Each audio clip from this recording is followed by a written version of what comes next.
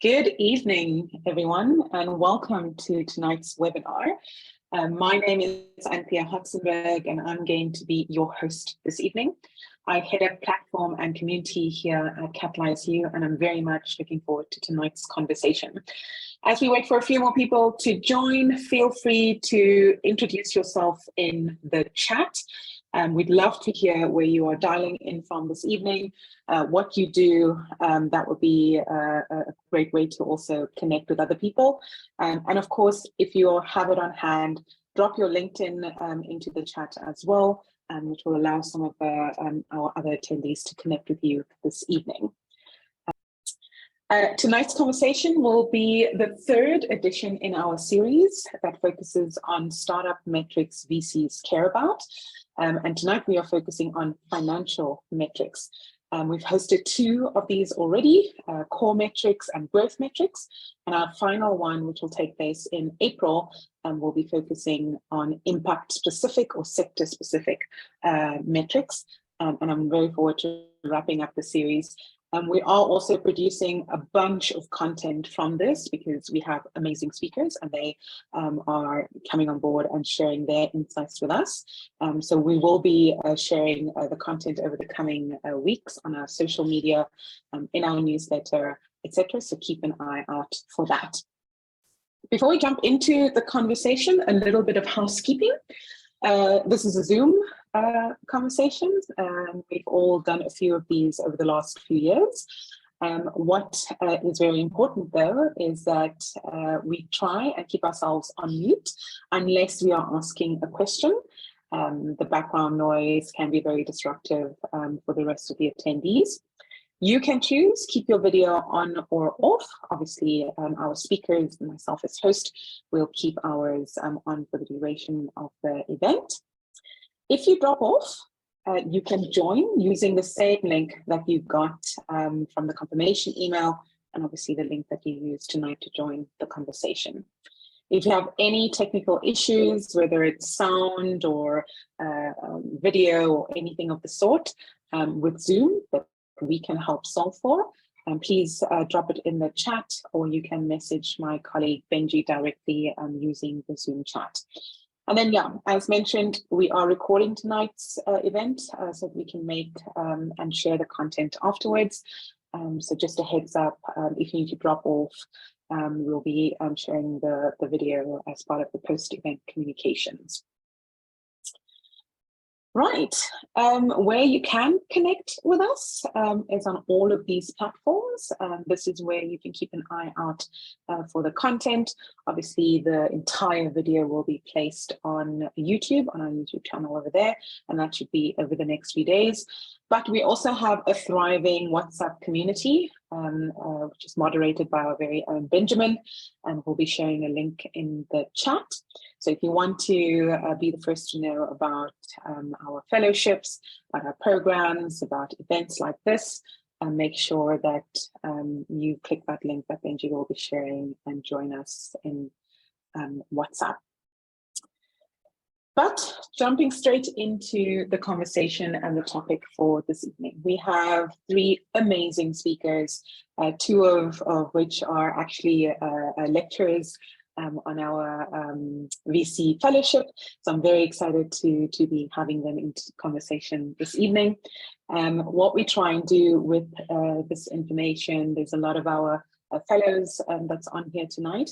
We complement their own journey with us, so their fellowship journey with events like this. And the reason that many of the other people are here this evening is because we also open it up to the public. We have an incredible network that we tap into to share stories and insights with us. And we are so grateful that you are all joining us this evening.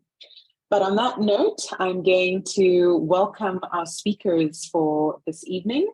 Nivesh, who's an investment manager at Norscan 2022. Dhanyal Davidson, Chief Financial Officer at Kina Health, and then Maya Oda Pacha, Investment Associate at Flat 6 Labs. I'm going to invite them all to the stage while I stop sharing my screen, and let's start with introductions. Dhanyal, why don't you kick us off? Thanks, Anthea. Sorry, my Bluetooth mouse decided not to work. My name is Dhanyal. I'm based in Cape Town. I started off actually a couple of years ago in the startup ecosystem with a startup of my own that didn't work out that well, but it led me to a VC investor who I joined and worked with for a couple of years. And before coming back into another startup now at Kenna and leading the financial function. So yeah, keen to hear and learn from the other speakers and some of you from your questions. But Anthea and team, thanks for having me. Fantastic. Maya, you want to go next? Sure. Hi, everyone. So I'm Maya. I'm based in Cairo, Egypt, and I'm part of Flat 6 Labs' investment team. Before that, I used to work in private equity, and super happy to be here with all of you today. Thank you so much for joining us. Nivesh, take us home. Hey guys, glad to be here. Nivesh, invested at Northern 22, we're a Pan-African late-stage investor investing across the continent. I've been doing VC now probably a better part of 7 years across a couple different funds. And yeah, looking forward to sharing hopefully some useful insights on what investors look for on metric side. Fantastic. Thank you so much. I'm really looking forward to the conversation this evening, and yeah, happy to have you all. I'm going to jump straight in. So we've structured the conversation this evening in a couple of different themes, but ultimately we want to make sure that the conversation is useful for all of you on the call. So if you have any questions, feel free to drop them in at any time during the conversation. I'll be working them in as we proceed. Nivesh, let's start with you. So can you give us a bit of insight into what are the key financial metrics, or startup financial metrics, you prioritize when evaluating startups, and how do they differ at the different stages of a startup? Yeah, great question, Anthea. I think investors, ourselves included, look at a plethora of different financial metrics when we're assessing an investment. These differ depending on sector, stage, geography, business model, but there are probably a couple that are ubiquitous across all of these areas. Maybe I'll pull out maybe two that's, I would say, front and center right now, especially given the cycle we're in startup and VC world, especially in Africa. Things we really focus on a lot and is probably predominant use of our time initially when we're looking at investments is definitely unit economics. I think you'll hear that across most investors you speak to today. But really, what are we trying to do here? We're effectively just trying to determine if the startup is making money or losing money on each unit of goods or services sold. And why is that important? It's important because it tells us a couple of things. It tells us whether the business model is suitable. It tells us whether you actually have product market fit from a customer base. And ultimately, it tells us if you could build a scalable, sustainable, profitable business in the long run. I think what we've seen in Africa recently is that there've been too many business models that have relied purely on VC cash and have been running really poor unit economics. And what happens when there's a lack of capital or capital scarcity, which is what we're seeing and what we have always seen and will always see in Africa, is that those businesses really struggle because you can't raise capital and they're less attractive for investors. So definitely, I would suggest founders really have a deep understanding of the unit economics of their business and why investors are looking at this. So understanding how to calculate your CAC, understanding how to look at your LTV, understanding how churn affects all of these metrics, and really go into the nuts and bolts of it and how that has changed over time and what are your levers to change that, I think is super important. And then maybe just another one related to that is just capital efficiency around the business models we look at. So again, back to the fact that capital is super scarce in these markets, and we're uncertain around how much capital is available later on for these startups to continue to scale. We're really looking for startups that are growing fast, strong unit economics, but those that are also super capital efficient. So how much capital has it taken you to get to your level of scale right now from a revenue perspective? And how much more is it going to take you to continue on that growth journey? So yeah, just pulling out those two, really important for us right now. Thanks, Nivesh. Dhanyal, let's head over to you. As a former investor and now a CFO at a startup, what are the financial the metrics that you prioritize and call out in your reporting? The ones you believe will fundamentally determine the success of the startup, specifically speaking to some of the things that Nivesh has mentioned. So product market fit, you're building sustainable business and you can actually scale. So can you give us a bit of insight into the ones that you pull out in your reporting? Sure. So I think while there are some that are universal and don't change depending on what context we find ourselves within, there are some that are context specific. So I'll separate those two. First in the bucket that is universal across context is our sales growth rate. So how are we doing compared to last month? And actually we measure it down to sales growth rate per day because we are a direct-to-consumer startup and deliver virtual consultations with a nurse, doctor, or mental health professional. We look to see if there are any patterns in daily data that might impact operations as well. So maybe we see that actually, there's no consultations today. That means something might be wrong. There's something wrong in the app. People are having difficulties to access. And so the sales growth rate for us has both operational and financial implications. And we considered it down to a daily basis, weekly, monthly, and then report on that to our investors and to our board. The next one that's universal and that's quite important for us at the moment is measuring our burn. And so that's largely how much money we're spending. We measure both gross burn and net burn. So gross burn is basically just money leaving the bank, whereas net burn considers money coming into the bank as well.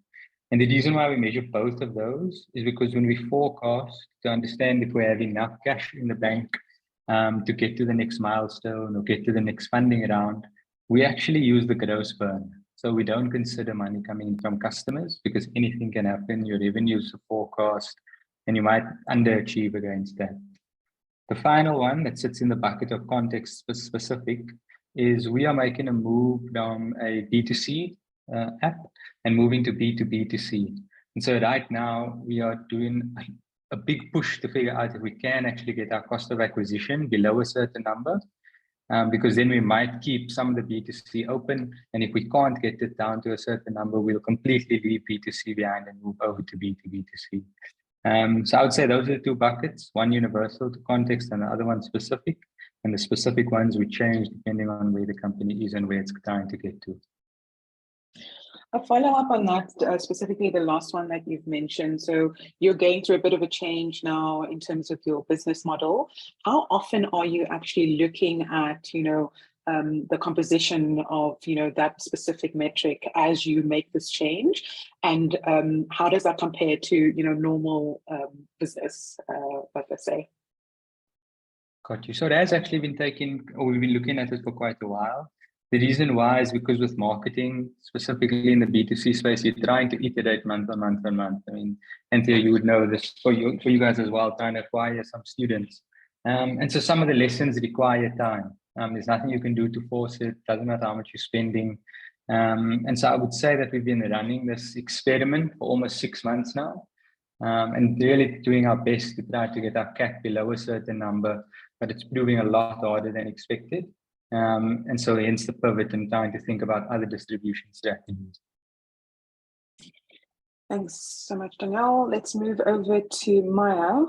My first question to you is, so what are the core metrics that align with the broader investment thesis of Flat 6 Labs? We just had Dhanyal speaking about specific context-specific metrics, so keen to understand how you align these to your investment thesis. And then which ones do you use to determine the potential rate of ROI, for example, for a startup? Sure. So I think the metrics that are sort of at the core of everything are mainly the business's margins. I think these really sort of set the pace of how this business is going to be performing in the following years or months or whatever. If a business has sort of very attractive margins, then we are sure that the founders would be able to allocate the capital very well, which might allow them to sort of expand the business more and sort of not rely on VC cash like Nivesh was explaining. I think this is very core for us, given that we usually invest at very, very early stages. So it's not very necessary that there would sort of be a sort of an investor that comes right after us. So we try to invest in businesses that sort of would also be able to survive without being able to raise any further funds. And the core of that is to have very attractive margins that allow for very sustainable and very scalable growth. Concerning the second part of your questions about which metrics we usually rely on to decide on a startup's ROI. So just to reiterate, because we invest in such early, we usually try to exit at Series A or Series B. Most of the valuations that usually happen in early stages really depend on revenue multiples. So we really try to focus on sales growth across all of the businesses that we invest in. And so we also trying to make the businesses grow their sales, because at some point those sales would be used as a basis for their valuation when we try to exit. So this is how we usually base the potential ROI that I see on any of the startups. It really depends on how their sales are growing across the years. A follow-up to that, specifically because you invest in early stage startups, what has been your experience with founders in terms of the kinds of artifacts, documents and things that they bring to the table at that stage to tell you that story and give you this indicator? So what do you usually see in happening in that space? So it's usually a little bit, I would say, at a premature level, but that's actually part of our offering and part of the value that we provide to the founders at this stage. So everyone would know sort of the basic metrics, but some wouldn't really know much about CAC and LTV and Runway, etc.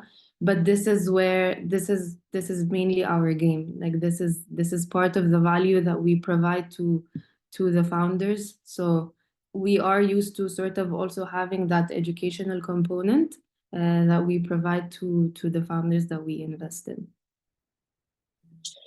Kwame has a question in the chat. So he says, where does Maya stand on pre-seed startups having a financial model as part of their docs, as part of their data room?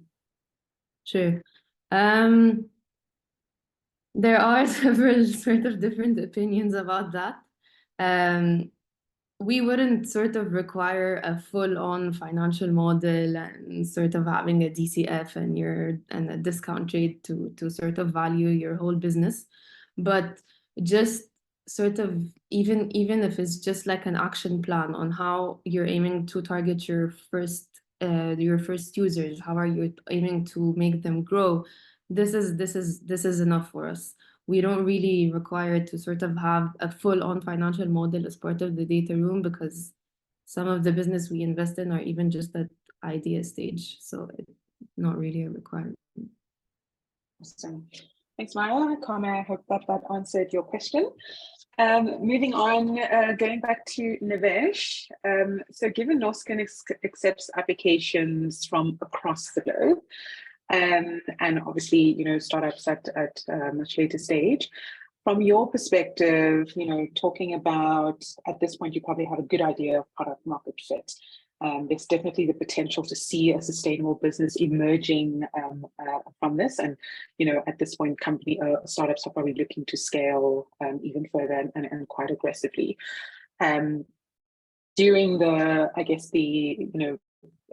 due diligence stage or, any part of the investment process, are there some non-negotiables from a financial perspective, whether it's documents, whether it's statements, all of those sorts of things that has to be part of that process for you guys?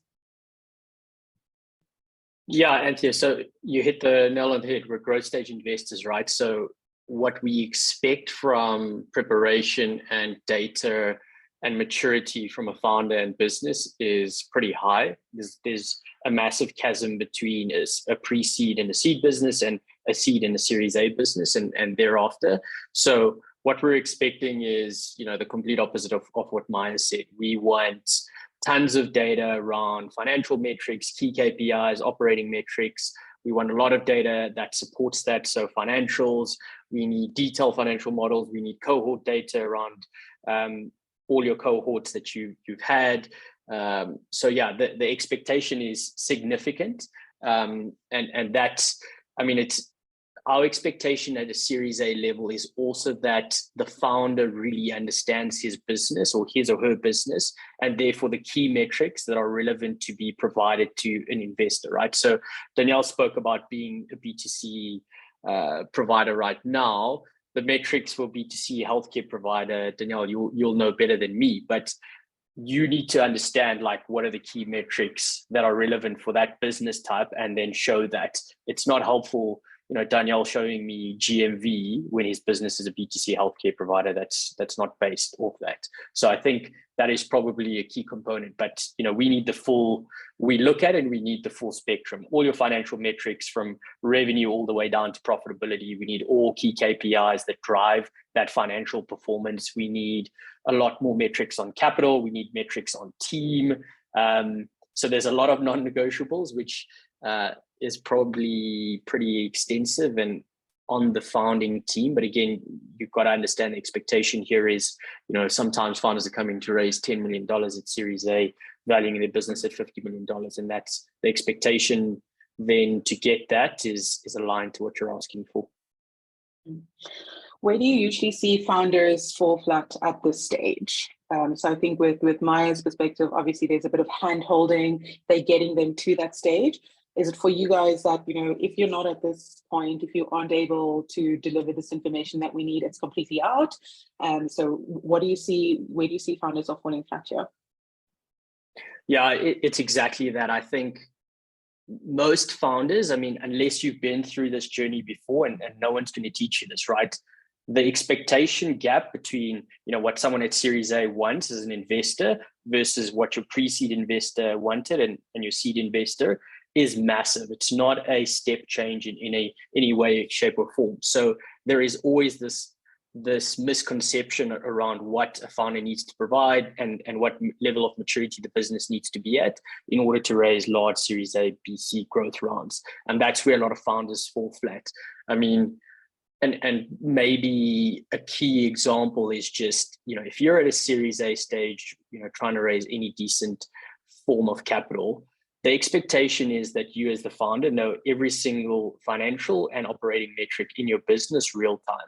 And you have data to support that, and you understand everything that impacts those metrics and what levers you have to change those. And I would say, Dhanyal and Maya, you can jump in from an earlier stage. That is very rare at a pre-seed stage or seed stage. And most of the time it's because you don't actually have the data, right? You're probably not operating long enough and you don't have the data points to support that. But I think a good measure and litmus test of any good founder, whether you're probably seed, pre-seed, Series A, or growth, is just really having a grasp of your business and all the data that supports why you make a decision to either pivot like Dhanyal and the team are doing there. There must have been some data that they saw real time every month that said, guys, our unit economics aren't great. Our CAC is really too high on a B2C product. And therefore we need to start looking at being a B2B business or different distribution strategies. And if they didn't have that data and that deep understanding of what really drives the business,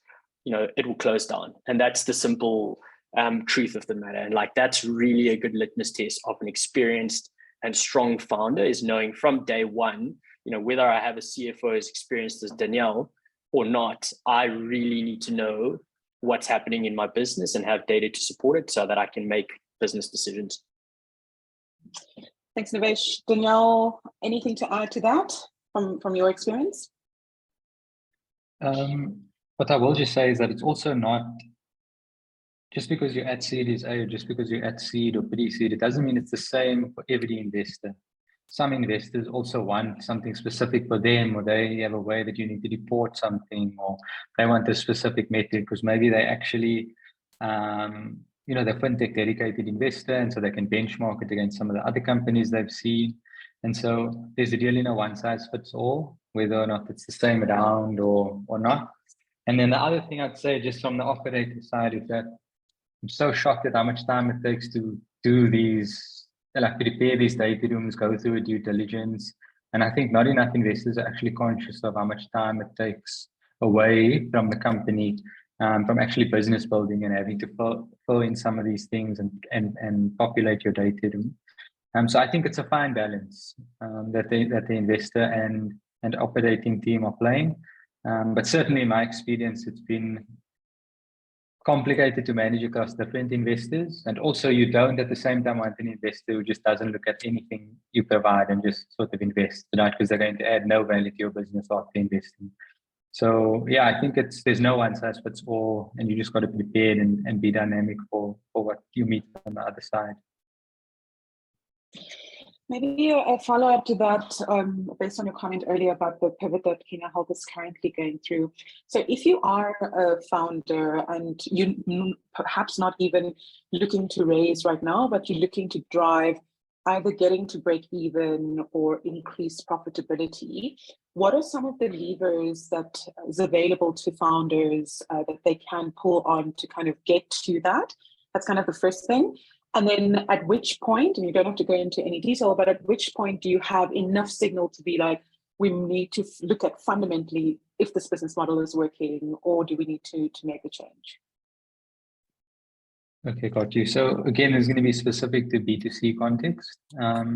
But for us, we have been monitoring our unit economics from the get-go. So trying to understand what does it cost us to acquire a customer. And in the early days, I mean, it took us something like, call it $80 to acquire a single customer. That would mean that on a single customer, we need to be charging and making on more than that $80 so that we're not basically paying customers to come and use our service. Over time, we keep experimenting with this, as I mentioned, by using different marketing techniques and doing A/B testing and using different channels and going after more specific populations. But that only goes so far. So at the moment, we're sitting at somewhere close to $8 in acquisition. And that's a completely different world, but it's still quite small for us in terms of the margin we get. So what we get back from a customer is typically sitting at about $10, which means there's only really $2 that we're making off each transaction.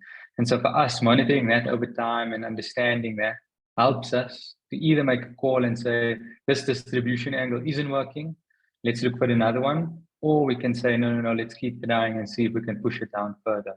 We are a low margin, high volume business. So for us, this is not territory that's unexpected. But even if your margin is low, you still want to try to maximize it as much as you can. So for us, pivoting and getting rid of that acquisition cost will really support us, because then it dramatically impacts our margin. And so finding a partner who can distribute for us and we can lean on them dramatically changes our unit economics and dramatically changes the conversations with VCs. At this point, there is an assumption that, whether it's direct expenses or overheads not related to cost of acquisition, you have a control on that and you're managing that well. Okay, so that's great. Okay, thanks Nivesh for answering the question that we had from Nura in the chat. I have two questions here. So I think Jay, hi Jay, one of our current fellows wants to know, so how do you balance being exhaustive with due diligence and exhausting founders? Low seems to be a thin line. Nivesh, do you want to start with that? And then Maya, it would be interesting to hear your perspective from the early stage companies as well. Nivesh, kick us off. Yeah, listen, I think that's a tough one, and Dhanyal probably his answer has shifted since he's moved from investor to founder side, and I think that's why super valuable being on both sides of this. But it is a thin line, right? And I think it depends per investor. If we take a step back, like each investor here, I think the context is important. We're money managers on behalf of our LPs, and we have a fiduciary duty to them. Like that is key. And we're not here it's not effectively our money to give away, right? So there are responsibilities that we have, and effectively we've got to be in a position that we're comfortable to have made a decision based on the data we have at that point in time, and having done enough work that is expected of us as professional investors. So that's the context. It's always going to be a thin line. And I think if you're a founder, you're always going to feel that it is too exhaustive. And if you're an investor, you're always going to feel like it's not enough work done. And that's just perspective. But like to Dhanyal's point, like you'd never want an investor who has a call with you once and is going to invest, like unless it's a pre-seed business and you're an angel investor, because like what are they assessing the business on, and do they have real insights to add value into the business later on? But you also don't want a PE level due diligence for a seed company, right? Level of DD Maya probably done, when she was doing PE, and have multiple months of DD is not relevant for a seed stage business. So it's always going to be a balancing act. And I think, like to Dhanyal's point, it's very investor dependent. So if we have certain things that we look for and we need to cover that, that's what we're going to have to do as a minimum. And I think one other point that's important is that investors generally change their DD processes based on like negative experiences they've had before, right? So you may have a business that doesn't experience or doesn't indicate there's any risk within a certain area, but if we're just coming out of a scenario where one of our portfolio companies failed for X reason, we're going to be hyper intense around that and want to spend a lot more time and focus on it, which is not necessarily fair for the startup, but I think it just comes down to communication. Like if you start any process off with founder, like what is your expectations out of this process? Investor, what are your expectations and how do we bridge that? Then I think you can always like manage that scenario. If you don't, and I think in most cases, investors really don't manage that well. We don't explain exactly what our processes are, what we need, when we need it, and why we need it. And therefore it can seem super exhausting to most founders, especially when you're running a business, right? Like Dhanyal, you're saying this, you're worried about making cash so that you can pay salaries, not spending 5 months doing DD for an investor. Before I head over to Maya, just a follow-up there, Nivesh, do you have some examples of how founders that you've worked with have tackled this in the past? So I know some founders, for instance, where they have a co-founder, you'll have one founder that's specifically focused on doing a raise. So just some anecdotal examples there. Yeah, 100%. I mean, you're normally allocating resource for one individual to lead fundraising within the organization. Again, if you're a pre-seed business, you probably only have a handful of people, so it's a lot more difficult. But later on, for sure, there is an investor relations lead that kind of runs this process. Doesn't have to be on the founder side. And then you drag in the right people at the right time to talk about different areas of the business. That's what's most common. Thanks, Maya. From your side, working with early stage founders, how do you balance this? Obviously, being a lot more hand holding with them and walking a journey with them. Yeah. So for us, sort of the DD process isn't as sort of much of a deep dive such as growth stage startups due to sort of the lack of data and not much traction. But we actually take this opportunity to it's sort of an assessment phase for if we do proceed with the investment in that startup, to sort of decide on what are the things that we need to handhold this founder in. So for us, it is sort of a stage where we wouldn't have too much requirements such as later stage VCs, but it's a very critical stage for us to also assess how good is the founder, either in his financial knowledge, his operational knowledge, etc., etc. So we sort of focus more on the soft skills, but not really soft skills. And from there, we start sort of building sort of a growth plan for that founder when we do sort of the investment at some point. Thanks, Maya. I'm going to switch gears a little bit now. Thanks for all of the questions in the chat already. Please drop any more. As you see, we are working them into the conversation. Dhanyal, now having been on both sides of the table, can you give us a little bit of insight into the red flags around specific financial metrics that founders might think are important indicators of, financial health, how their business is performing, but actually isn't. And specifically touching on what might be financial vanity metrics that founders need to be aware of that doesn't actually add to their story. Okay, sure. So I would say that specifically referencing the concept of a funnel, generally, the higher up people are reporting, the more it seems like a vanity metric. For us, we can report on number of people clicking on ads. We can then report the number of downloads, number of people who register, number of people who move into the first chat with a clinician, number of people who finish their consult. And then we can go into revenue. And I think this may be a little bit controversial, but sometimes revenue can actually be a vanity metric. And the reason I say that is because for us, firstly, you might be paying customers to actually come to you. So unit economics don't make sense. So your revenue is actually a misleading figure. Secondly, quality of revenue might not be there. So maybe you make the sale, but you can't actually recover the cash from the customer. Or maybe you make the sale, but it's not a recurring customer. So this person is not going to come back. Or maybe I make a sale and they had a really bad experience. And so your quality is going down and customers are unhappy, and what might that mean for the reputation over time? So I think revenue, just as a figure on its own, is quite a common vanity metric. I think really digging into and explaining to an investor why your revenue is of high quality, that's where it really matters. And I think that's where the conversation should be. Maya, are you seeing this level of understanding at sort of early stages, or what is the education that founders need to go through to get to that point where they can understand, it's not just about revenue, it's about the quality of revenue, etc.? So yeah, it's not at sort of the highest level, but we do sort of teach them all of these, and most of the founders that we end up investing in, they are aware that we do have a lot of hand-holding, so their personalities are very coachable. So this is something that is very important to us.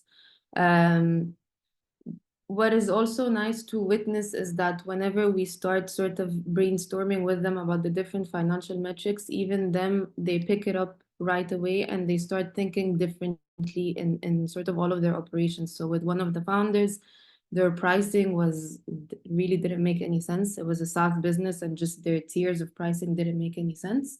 And and then sort of before, like in the early stages, they were just sort of trying to focus on just getting any revenue and that's it. But their pricing didn't really make any sense. And then we sat down with them, we had a conversation, we taught them about LTV and all of these really important metrics. And since then, they've really they've expanded into several other countries, so which is great. But with any new sort of expansion, they always refer back to sort of the educational content that we provided to them in the beginning. So I've fully support what Dhanyal was saying, is that at some in early stages they just want to be generating revenues, but then they don't really look at all of the other underlying layers that really make the business be able to grow and be sustainable.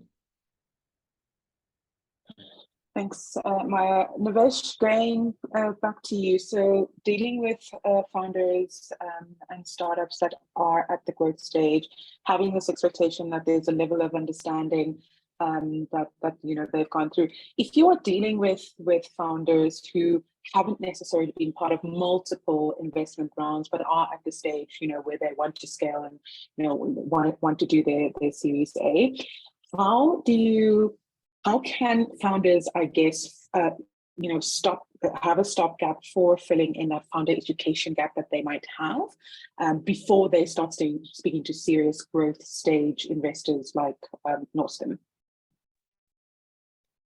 Yeah, it's a good question, Anthony. And I think, listen, in our markets, I'd say it's pretty rare that you get many scalable startups that are bootstrapped and not gone through any sort of venture building acceleration or institutional capital before coming to us. So I would say that is rare, like maybe a bit different to other markets. But it is, a area that we're kind of all responsible for if we're in this space. So like the reason we do this is so that we can hopefully fill that gap, because let's be honest, there isn't, when you go to school, at least me going to school in South Africa, Dhanyal, I don't know if it was different for you. There is no courses on how to start a startup, what metrics are important, how you raise venture capital, like what the expectations are. It doesn't exist, right? So it's part of the ecosystem all the way from accelerators to later stage investors to try and solve that gap and fill in the missing pieces for sure. So like, it's never a stage that we will completely say no to a founder if he doesn't understand the concept of LTV. Like that is not where it is. If he understands, or he or she understands, the core levers in the business and how you make money. Yes, I don't actually understand how to calculate lifetime value because I'm not a SaaS business and don't understand what churn is. Like, that's okay, right? That's fine. I mean, we can talk you through that and help you get up the lens, but I think it's also important then what the outcome from it. And I think you mentioned it earlier, is that how does the founder react to that? Yes, I am actually aware I don't know this. I don't have the skill set. We don't have the skill set within our team. And that's probably something we need to supplement and we need help with, versus a founder that's not important to us. Like, you're asking unnecessary questions, then it's a red flag and it's a no for us. So even if you're at a point where you don't have all the answers, it also tells us if you're coachable and if your understanding of where the gaps in your team / yourself is, and how you want to improve that. So, yeah. Thanks, Nivesh. We're moving into the final stretch of this conversation. I'm going to circle back to Dhanyal. In your experience, what are the best practices for creating realistic financial projections that can actually attract and speak to and resonate with investors? Okay, so my answer to this would change if I was in this position a lot longer. But I think when you just join, you want to set it as low as possible so that you can build credibility with the investors around you and build credibility with the team. So we manage our forecasts and prepare different ones for different audiences. The one that we have internally facing is a lot more aggressive than the one that we show our investors and board. And the reason why is that we can push the team and try to get them in an environment where even if they didn't meet their targets, we're still meeting the targets that have been set by investors and the board. We also are a little bit more, I think at the early stage, you have to be dynamic about your forecast. So most of the time we can only really forecast about 3 months ahead and understand that quarter. So whilst at the start of the year, we do prepare a full year budget and forecast, we then update that on a quarterly basis, depending on what we're seeing, and then present and get approval by the board for the next quarter. As you progress and you get a little bit more mature, that's when you can start having more predictability in your forecast. But at the early stage, it's so difficult to forecast that I think being able to come back to it as frequently as you need and build that muscle is very important. I would imagine for Maya's business, it's so difficult for them to actually forecast what the year might look like. Thanks, Dhanyal. I'm going to head over to Maya, and this one I'll ask a question here, but I'll also like your take on this, Nivesh. So, difficult funding environment globally, many elections in South Africa. We had ours today. There's many macroeconomic events happening that's definitely impacting liquidity and capital in the market. So from your perspective, Maya, early stage, and then Nivesh will go to you at growth stage. What's the advice that you are giving to founders in your portfolio in terms of changes, adaptations to their financial strategies in response to an economic downturn, for example? Extend your runway as much as possible. So mainly in these times, like we just try to sort of encourage the founders to decrease their monthly burn as much as possible. this is also coming from sort of two sides. For them to sort of survive this sort of this fundraising winter that's endless, but also because usually we also have other co-investors with us in the portfolio, and we've reached the stage where now sort of VC funding in Africa has been really active the past 5 years. So you have most of the funds are either they've already finished their investment period and are in their divestment periods. So now they're just trying to really push the founders to turn profitable or sort of really minimize their monthly burn to be able to exit from these portfolio companies at some point. So it's not only to survive, but it's also to be able to provide return to your investors, and then just being a founder in this ecosystem, realizing an exit, it's very easy for you to just go ahead and build your second startup, and you'd be able to raise like in a second. So yeah, just mainly what we're really trying to do now is just telling the founders to extend their runway as much as possible.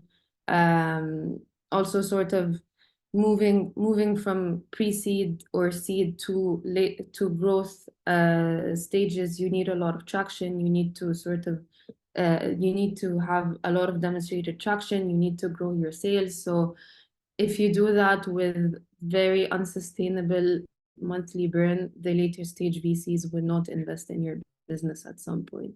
So it's a two-way street. I love that. Thanks, Maya. Nivesh, anything different on your side for growth stage founders in your portfolio? No, I mean, nothing much to add. I'm sure every founder out there who's got capital from an investor has heard it from them, like reduce burn and increase runway, right? They're probably a bit over it. And yeah, be default alive, right? I think that's ultimately what every company has to be. And you have to assume, even our growth stage businesses that are Series A and B, we have to assume there is no further VC cash round coming. And what do you do based on that? And that I think is good, though, in a certain way, because it allows founders to take a step back and focus on quality of revenue, look at the fundamentals of the business. Like, why are we spending $500,000 on like digital marketing? Like, does that make sense? So for sure, that's exactly what we're telling our founders. And I think at the growth stage, something that's pretty relevant is we keep telling our founders right now to go deep instead of going wide.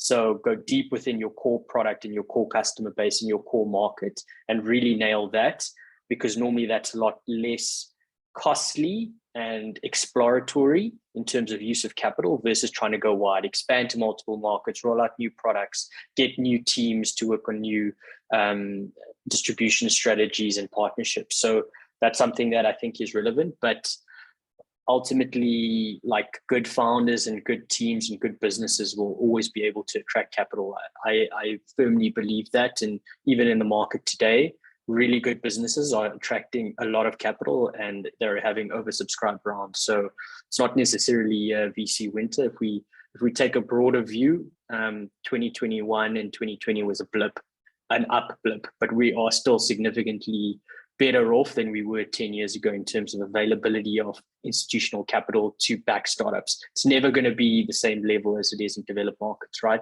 So I think that context is also important for our founders, is that it's not like the end of the world at all. What a great reality check. Thank you so much, Nivesh. I have a very interesting question from Carl. For those who don't know, Carl is one of the co-founders of Catalyze You. Carl, I'm going to try and do justice to your question. I'm going to go to Dhanyal first, and then we'll go to Nivesh.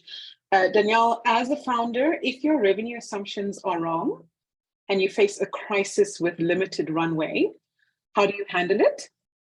When should you seek investor help? And when might you need to let go of team members? Okay, sure. So our forecasts are always wrong. We just hope that it was wrong in our favor. But I would say, okay, so key for us is that we think about this with money coming into the bank and money coming out of the bank. So I think that people who wait and act only when they got sort of a couple months runway, that's too late. I think you should be doing this all the time. So we manage it on two sides. On the money inside, we are always communicating with our existing investors and board what we're doing in terms of forecast, how much runway we have, and what could put that at risk. And at the same time, we're always speaking to new investors so that if ever we need to raise quickly and our existing investors don't have any capital, we're already in those conversations. I think also on the money inside, a lot of people don't put their spare capital to work. So people are raising like $2 million down and just keeping it all in their bank account and keeping it in a more, a longer term with the interest-bearing account that can actually give you a month or two runway if you just do some treasury management early on. On the money outside, I would say that as soon as we start seeing difficulties in the runway, and actually now we just do it all the time, we delay paying suppliers as much as possible. If they give us 30 days, we take 30 days. We'll keep the money if we don't have to pay you. And when we get into sort of, we have been in the past where we've got like 2 weeks of a runway, 3 weeks of a runway. We're calling suppliers, we're asking them, can we pay you later? We'll get there, just give us time. And basically getting capital, in a sense, from suppliers, from anywhere else we can. The second thing is that we try to focus a lot more now on having contractors. So people who it's a bit easier to let go of or stop the contract. This is quite specific to South Africa though. So it's really hard actually to retrench people quickly. The process can be quite complicated. Employees can pull you into legal battles that steal away from the attention of the business.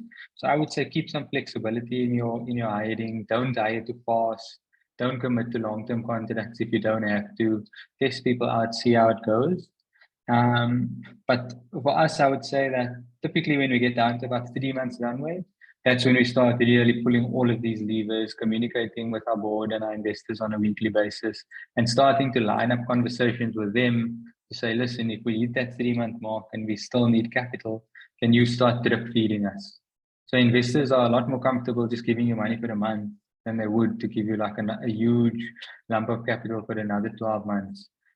So we use that as a lever also to say, listen, just fund us for the next month and we'll assess at the end of that month again. So yeah, some of these I think people should be doing all the time. Some of these you should be doing with a lot more energy, closer to sort of 3-month mark. But I would say also it depends on your stage. I don't know how long it typically takes Nivesh and the team at Northern to close it down versus Flat Six Labs and Maya to close it down. But the later you are, the longer it's going to take you to fundraise. And so you need to start planning a lot further ahead. So for us at the moment, at the seed stage, we're talking about 3 months. Thanks, Dhanyal. Lots of good advice in there. Considering time, I'm going to go to 2 last questions. So Nivesh, let's deal with Carl's second one there, which is how do you view startup approaches? How do you view a startup that approaches you with this problem, the specific one here that he's just mentioned with Dhanyal? Does it change with existing portfolio companies and new ones? And what does it reveal about management and strategy if a startup gets to that point? Yeah, so let's be real. Every startup gets to this point, whether you pre-seed, seed, or Series A, Series C. There's a point where you generally are running out of cash and need some support.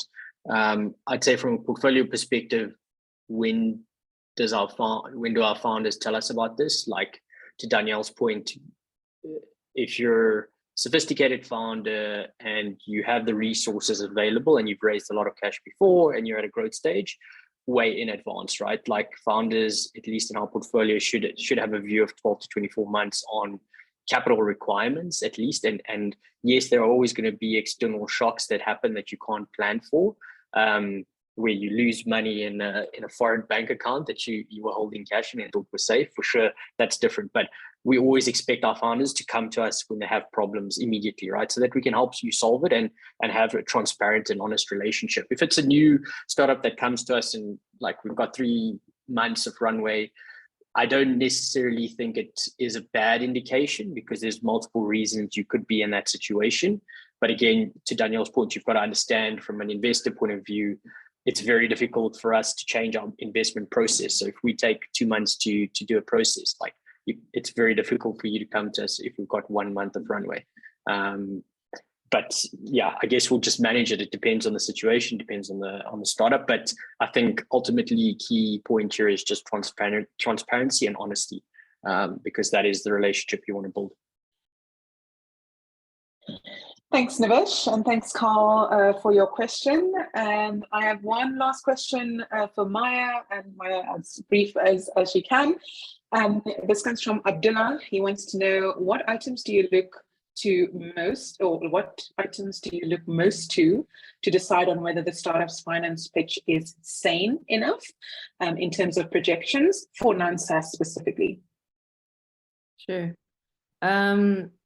So for me, like sort of the biggest red flag I would see in projections is that if I see, for example, if the founder is forecasting that they're going to spend so much money on marketing, but it's not really reflecting on the revenues growth. So that's a little bit problematic, which I would sort of raise a red flag towards it. And also just another thing that is, I think we all agree on, even if, for example, at the gross profit level, you're negative, then that's it. Like the whole pricing of the business doesn't work. And we've seen a few of these models in the peak of fundraising in 2021 and 2022. But now sort of this is not really going to happen anymore, because it just makes the business very reliable on VC funding, and that's not really acceptable or sort of common in this phase. I hope I was brief. Perfectly brief. Thank you so much. I'm going to have to wrap it up there. We can definitely go on. This has been a fascinating conversation. Thank you to everyone for all of your questions. Thank you for all of the engagement in the chat. If we didn't get to your question, really sorry about that. We'll make sure that we have a look at the questions. If there's any that we've missed, we'll try and get an answer post this event. Thank you for staying over. We're over by about 2 minutes. My biggest thank you goes to all of you, our speakers. This has really been a phenomenal conversation. There's so much still that we can unpack, but I think the advice, practical insights based on your own experience has been incredibly valuable. So from my side, thank you to our speakers. Thank you for all of you for joining. As mentioned, we'll soon be announcing the final event in the series in the coming days. So make sure that you subscribe to our newsletter and follow us on all the social media that we've mentioned. For now, though, thank you for joining. Thank you for your time. Have a good evening, and I'll see you at the next one. Bye, everyone.